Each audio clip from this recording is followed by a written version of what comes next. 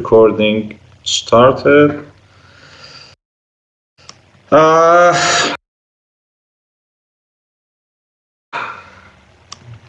As I said, I will talk about blockchain technology and cryptocurrencies. Not only this course covers the theoretical materials, but also we will cover the programming aspect also.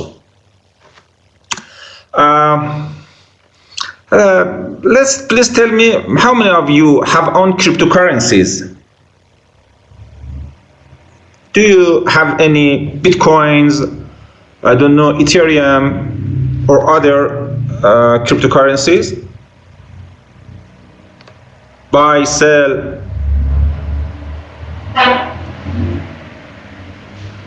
Nobody? Nobody of you buy or sell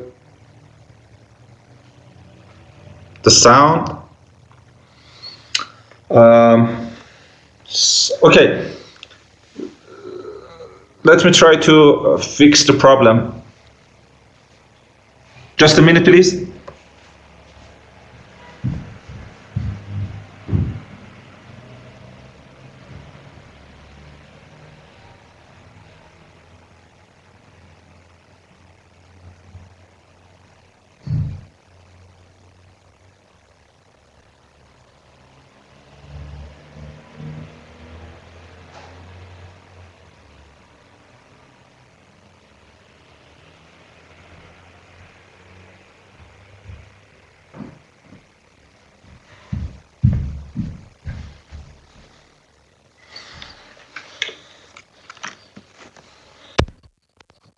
Okay, can you hear me? Is that better?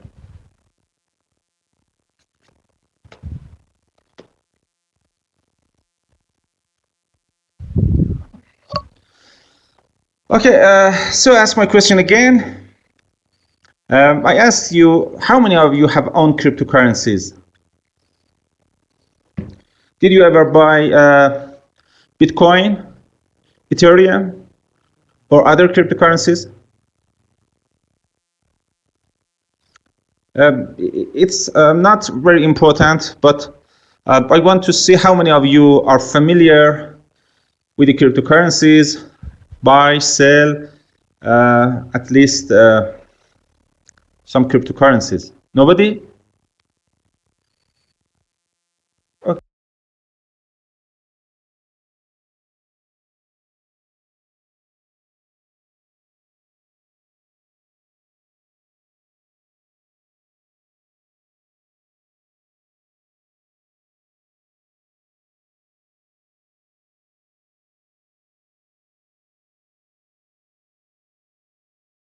Okay, how many of you are familiar with the cryptocurrencies? Do you know what is, for example, Ethereum? Do you know what is Bitcoin?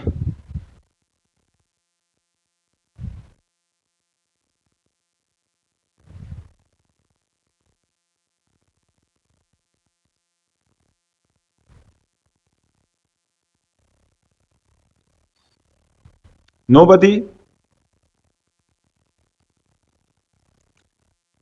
Didn't hear anything about cryptocurrencies?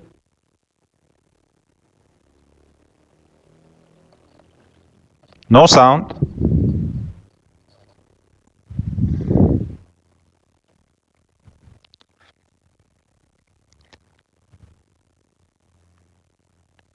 Can you hear me or not? I think the sound is okay.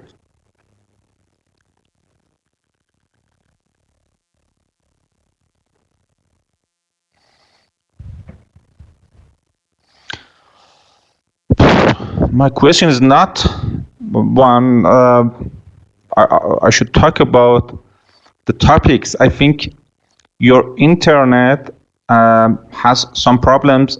I'm sure that the quality of my internet is okay because I have other classes too, you know.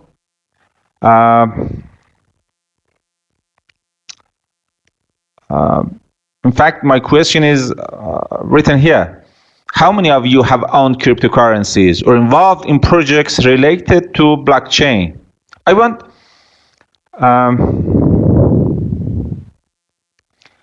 to know, is there anybody between you that are familiar with the cryptocurrencies, at least? Like Ethereum, like Bitcoin, Monero, or many other cryptocurrencies.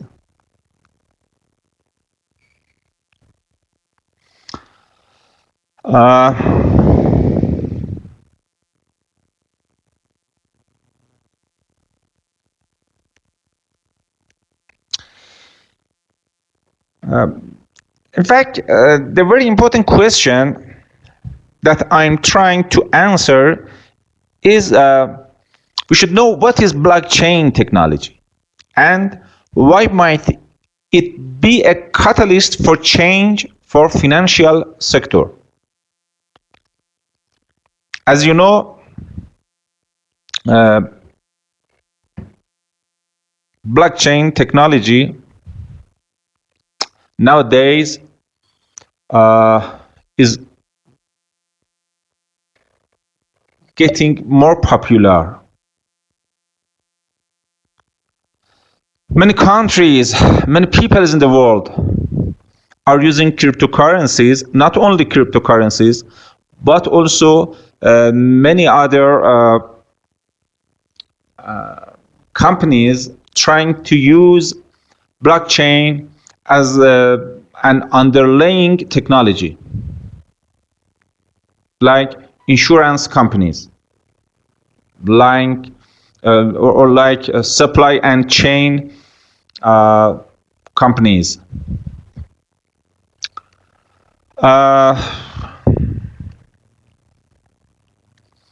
See this picture. This shows the history of commercialized the internet. In 1974, the Ethernet was invented. After that, TCP/IP and other protocols on top of that was invented. In 1990, protocols like HTTP was invented, and the first online shopping was Pizza Hut in 1994, the first online sale in the world. So in 1994, okay?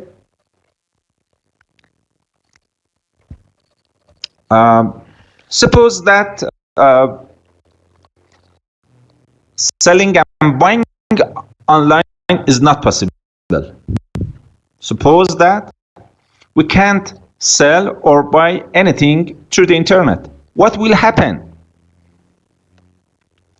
I think even thinking about banking without online payments is trouble. But it's just 26 years or 27 years that we have online sales, okay? So the first online sale in the world was Pizza Hut in 1994. In that year, the main problem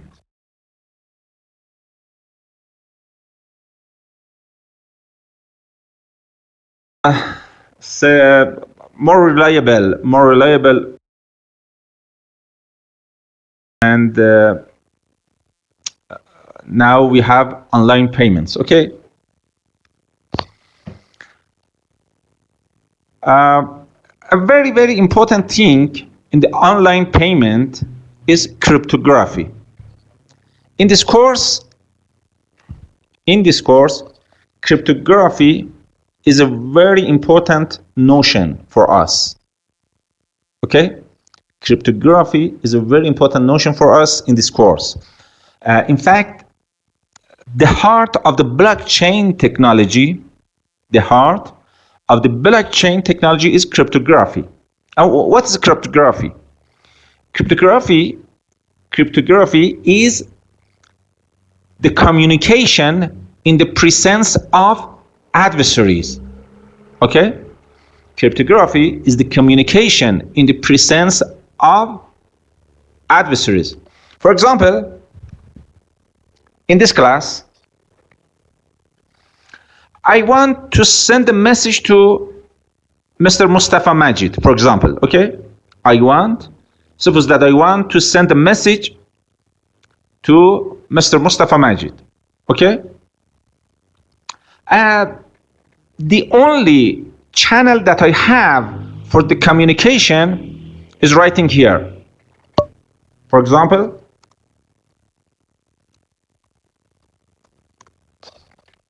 okay?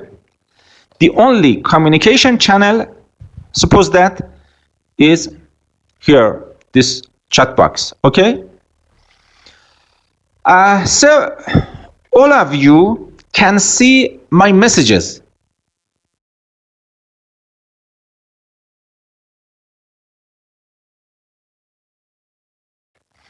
How I can send a message to Mustafa in a way that even though all of you can read and can see the message, but I want just Mustafa can read my messages. You know what I'm saying? This is cryptography. I want to send a message to one of you, for example, Mustafa, and I have a channel for communication that there are many other people there. There are many adversaries. Okay? The solution is using cryptography. The solution is using cryptography. For example, who knows what is this? For example, it's an encrypted message. So, cryptography is the process of encrypting and decrypting messages.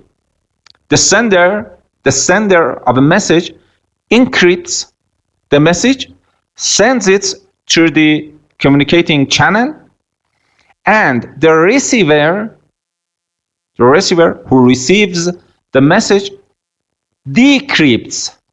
So we have two notions in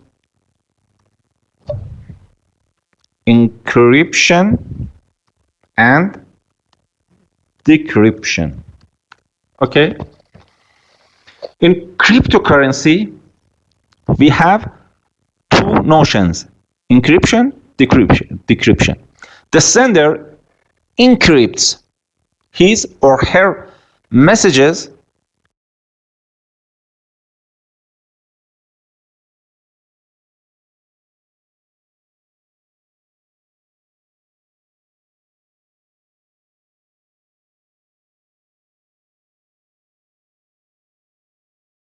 and send the messages through a public channel in which there are many adversaries which can read and see the message. But please note, the message is encrypted.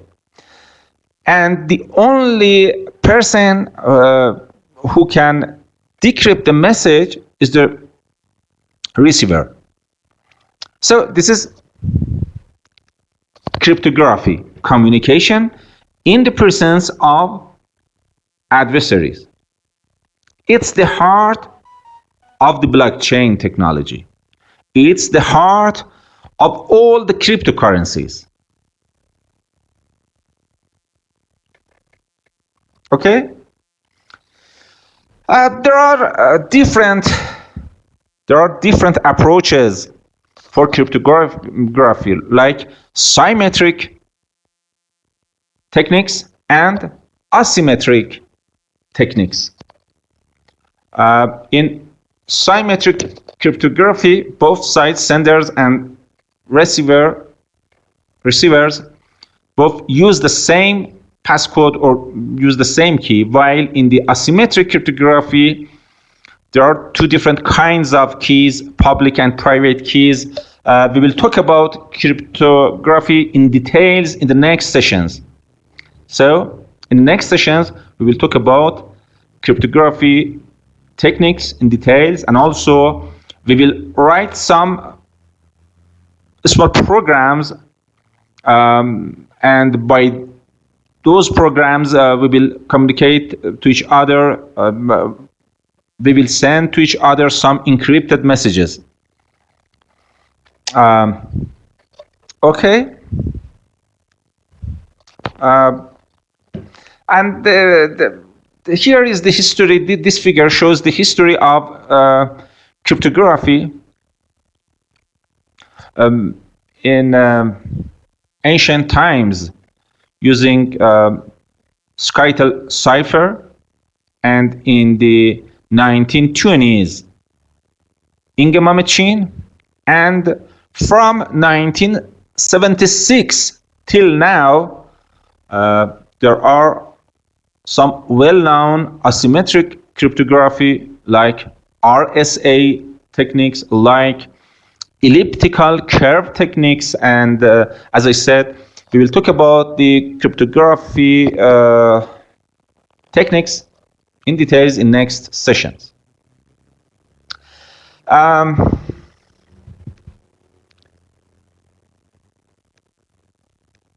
Here there are some attempts for the early cryptographic digital currencies. Okay, so the first effort was in 1989. DigiCash was invented by David Chaum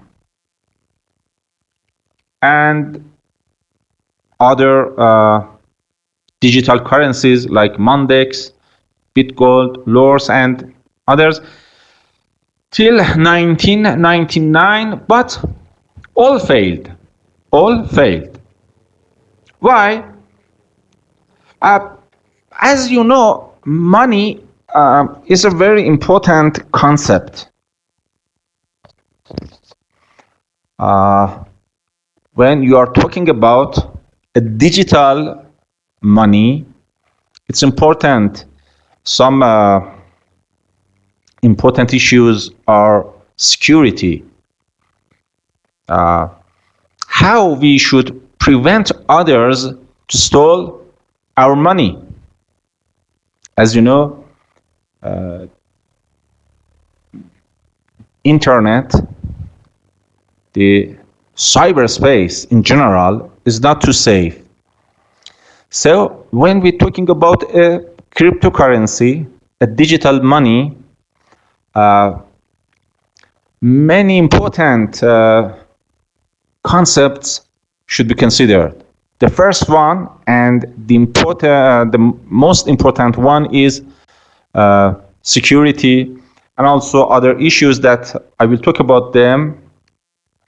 So for many reasons, none of these digital currencies was successful. In fact, all of them failed.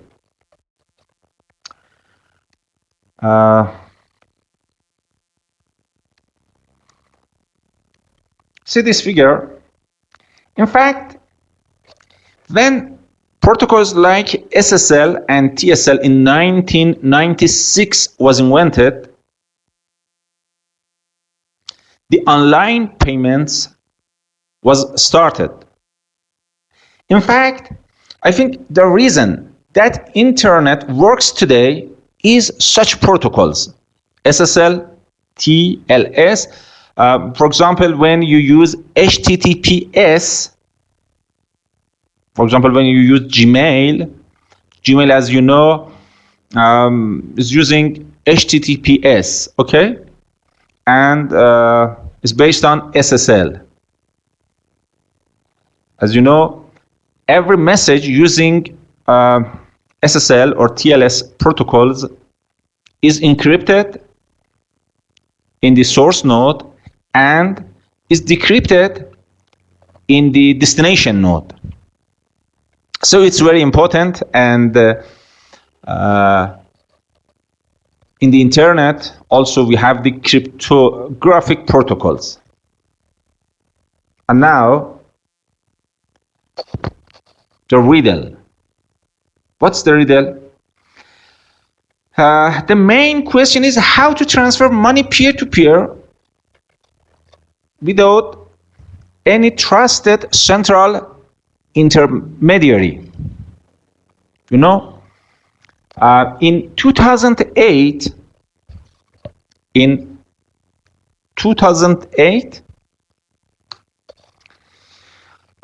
there was a problem in the world, especially in the United States. What was that? It was the bankruptcy. Most of the banks in the United States and other countries, some was bankrupted and some was in the process of bankruptcy. So me as a person who have some money in the banks, suppose that you have some money and you keep this money in the banks, okay? We all keep our monies in the bank. Suppose that we hear that our bank is bankrupted. It's trouble. It's trouble. So the main question will be that how transfer money peer-to-peer without any trusted central intermediary, without any bank. How we can send our money to each other. For example, I buy some goods, okay? I buy some goods, you sell me some goods. Okay, how can I send you the money without any central intermediary? When using banks, in fact, the banks are the central intermediary. I can't trust banks. I mean, if some problems like 2008 happen, how can we trust to banks? And this problem was answered by a fake person named Satoshi Nakamoto in 2009, and the solution was the blockchain technology.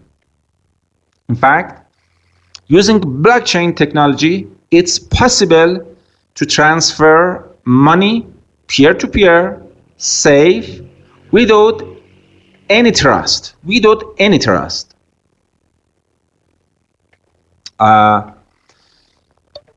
So in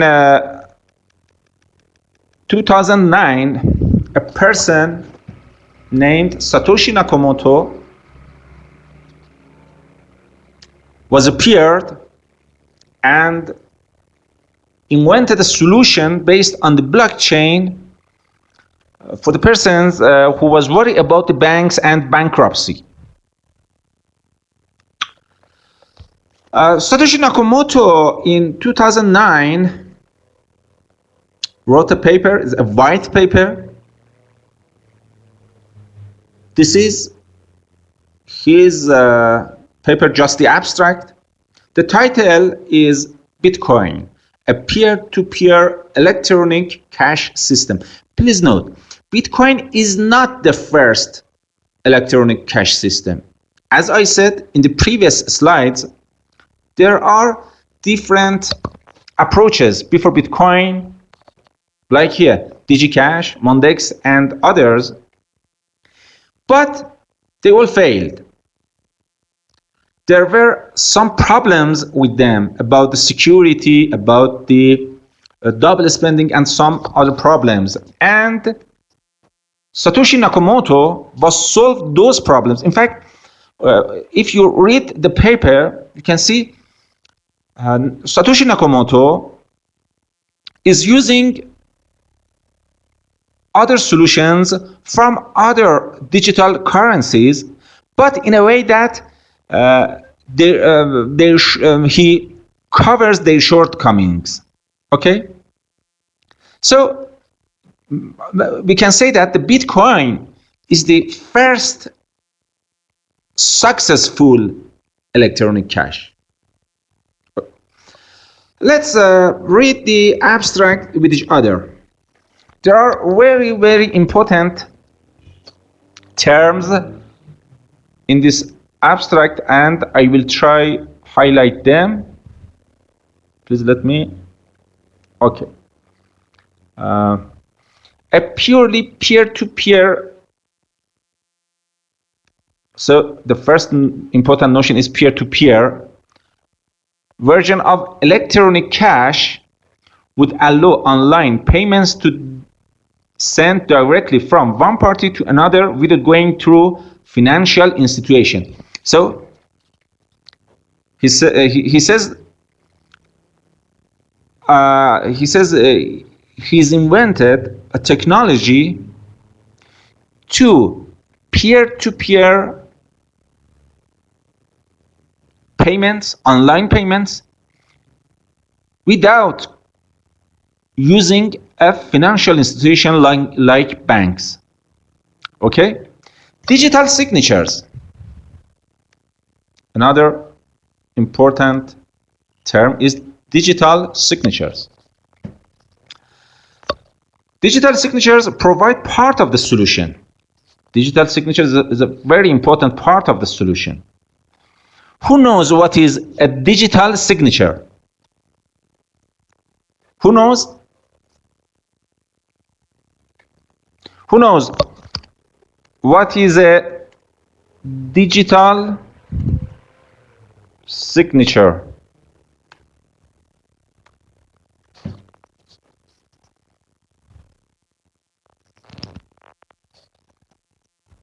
Can you hear me?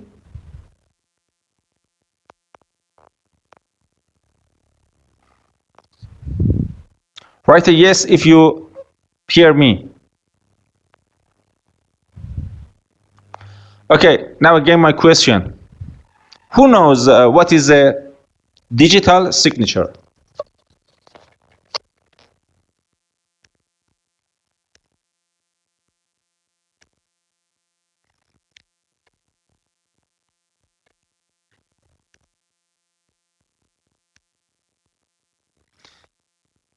Can we say this is a digital signature? Many of us sign many papers every day. Somebody use something like this, somebody use this. This is a digital signature?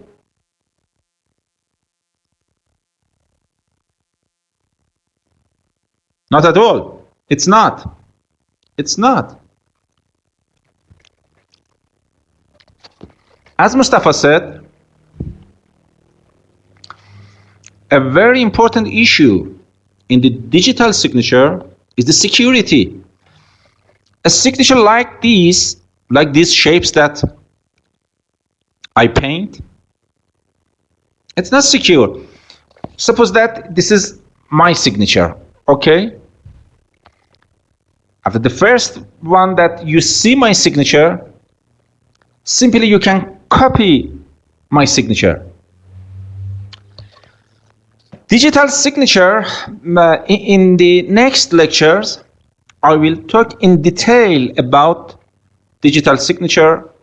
We will write a program to create digital signatures.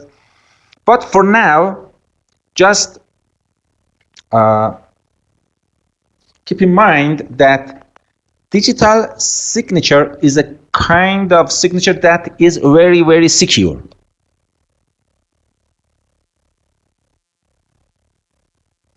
In fact, each time you use a digital signature, your signature will change. Every digital signature is can be used once, and every digital signature can be verified with some algorithms. So digital signature is a kind of signature that's very secure.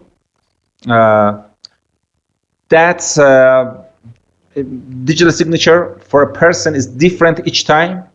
For example, when I sign a transaction by my digital signature, each time it will be changed, okay?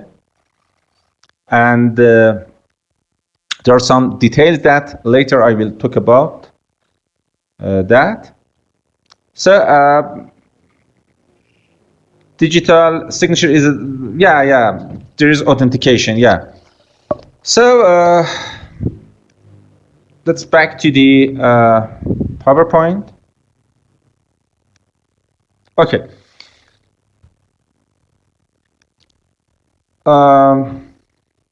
Digital signatures provide part of the solution.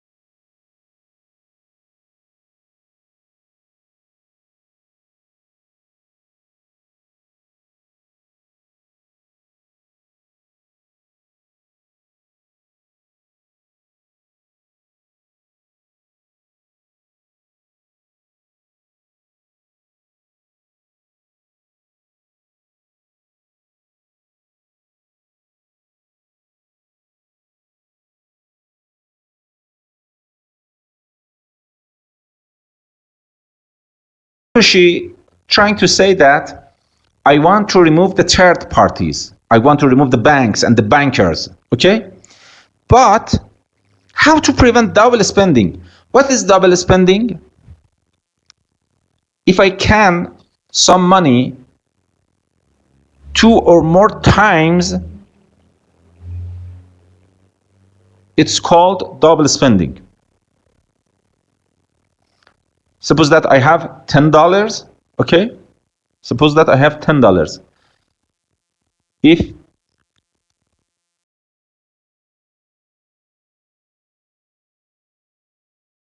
I buy something with these $10 for the first time, and for the second time I buy something else again with that $10, it's called double spending.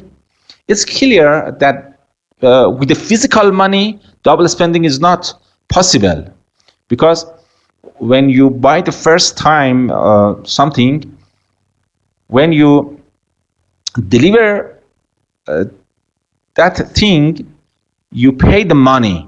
So double spending is not possible with the physical money, but with a digital one, it's important. It's important.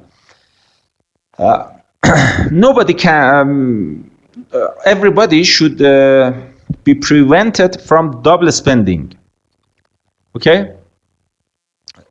So another important issue is double spending in his solution.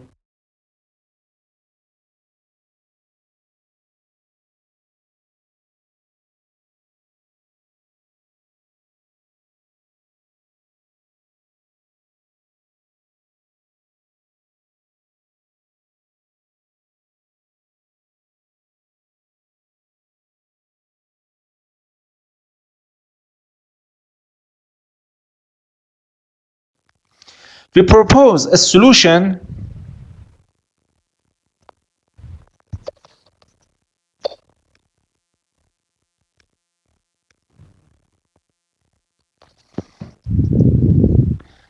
Yasmin, can you hear me?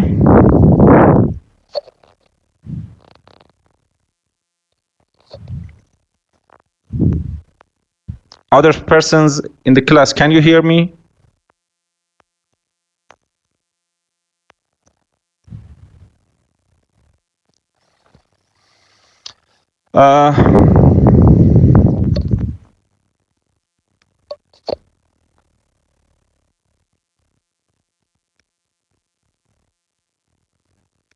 Can you hear me?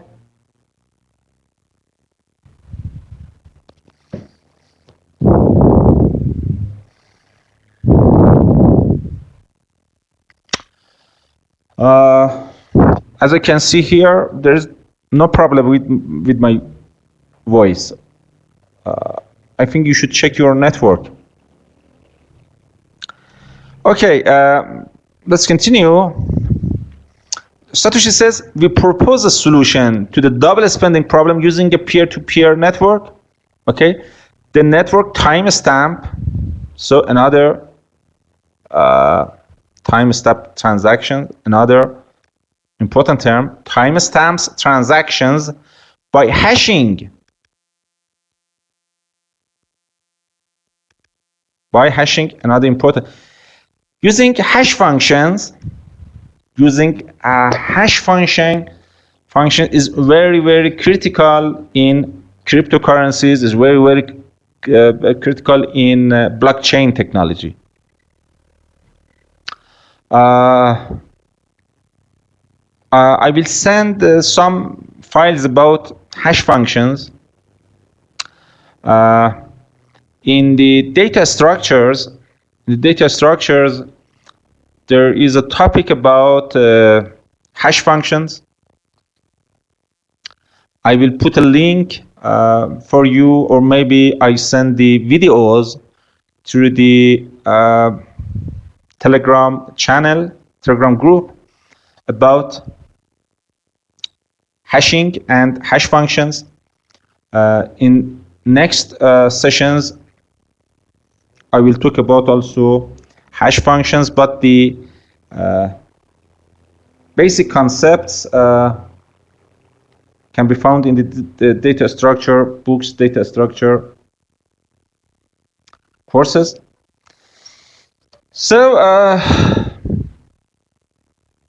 the network timestamps transactions by hashing them into an ongoing chain of hash-based proof of work. So another important thing is proof of work or mining. Okay, proof of work, forming a record that can't be changed without redoing the proof of work.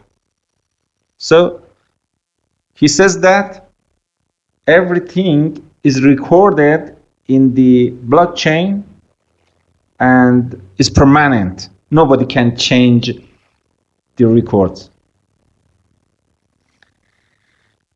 The longest chain, another important term, longest chain. The longest chain not only serves as proof of the sequence of events witnessed, but proof that it came from the largest pool of CPU power. As long as a majority of CPU power is controlled by nodes that are not cooperating to attack the network, they will generate the longest chain and outpace attackers. The network itself requires minimal structure.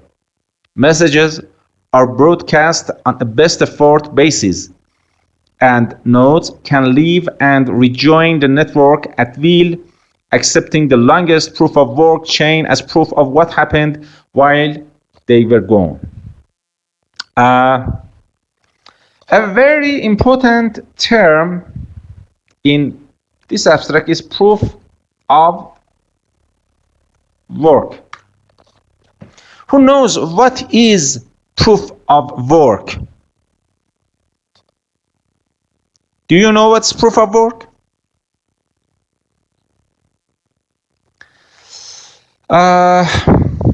In blockchain technology,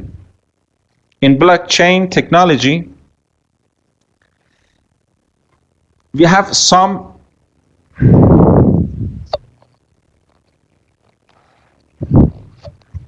we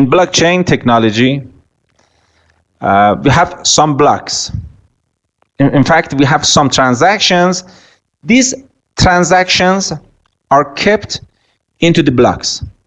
Who create the blocks?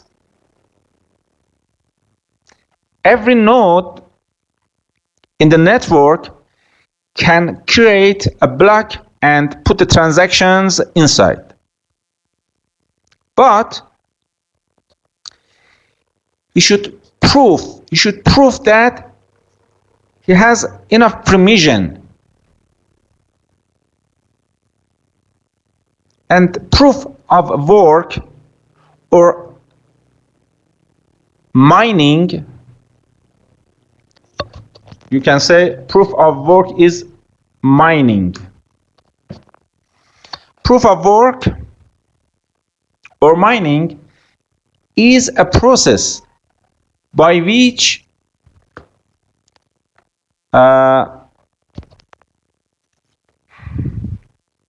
nodes can prove that they have enough permission to create a block. The idea is taken from the proof of work idea was taken for the first time from the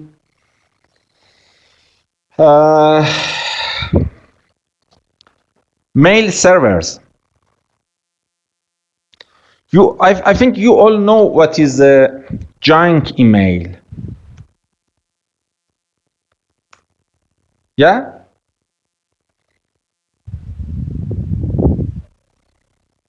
Or spam. Yes? Do you know what's a spam email?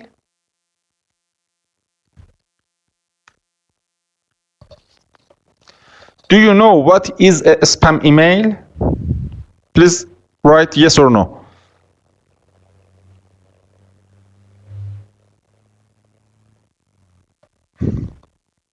Can you hear me?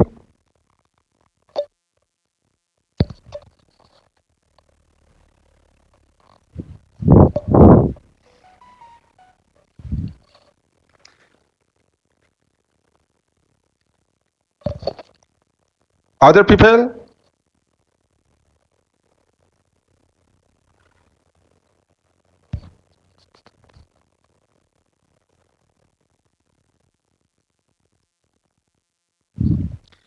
Do you know what is a spam email?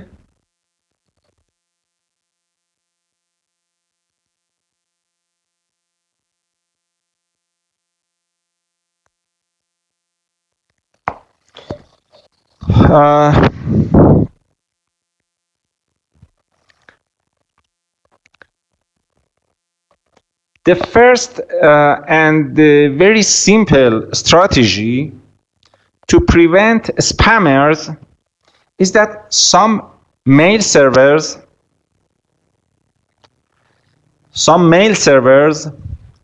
ask you to do a simple computation. When you want to send an email, some mail servers ask you to do some very simple and short computations. For example, for just 1 second. Okay? So if I want to send an email to you, 1 second is nothing. It's okay. But if I want to send spams, for example, 100 of emails, so the computation grows, okay? And this simple strategy prevents spammers to send spams. Taking this idea in the Bitcoin, the nodes who wants to create the blocks should calculate something, should prove that they have enough right for adding a block to the longest chain. And we will discuss about this topic in detail in the next lectures. Okay. I think for the current session, it's enough. At first, I should talk about some introduction, some very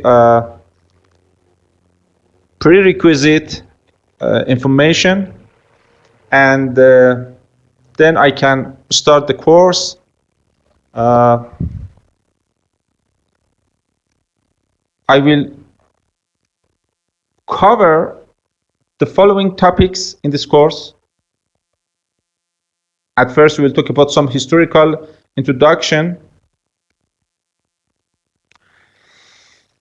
Then I will talk about cryptographic techniques, at least I think 2 weeks.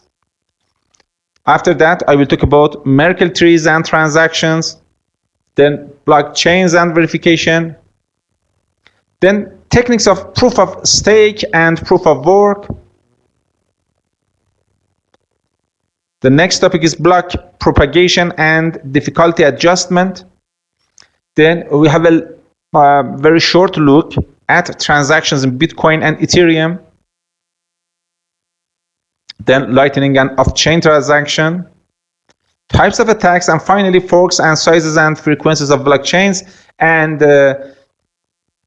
these are the topics that will be covered in this course. I have 2 main references.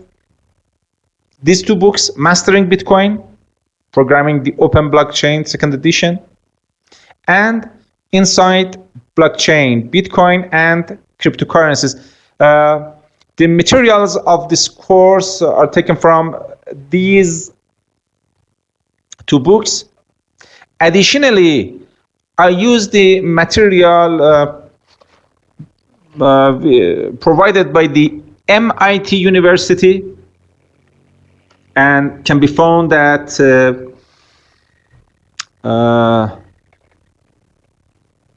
YouTube, and also the materials of the University of London. So our next session will be next Sunday, the late evening, both sessions together. And from the next week, Mondays, the session of Mondays will be offline, but Sundays will be online. And you can hear the offline session. Then at the beginning of the next session, you can ask any question, any inquiry you have about the offline materials. And now, if you have any question about the course, can ask.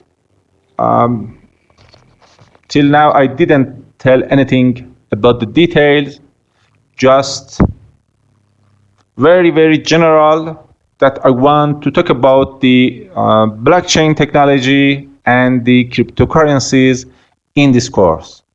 So we will talk very, very in detail about cryptography techniques, especially RSA algorithm and elliptical curve algorithm. Also, I will talk about hashing techniques, especially SHA-1 and SHA-256 algorithms. They are very, very important for blockchain technology and for cryptocurrencies.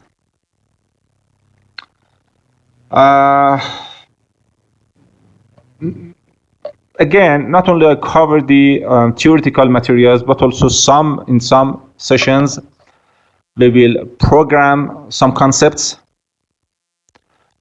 using Python programming language. So it's important that you all have the Python on your computers.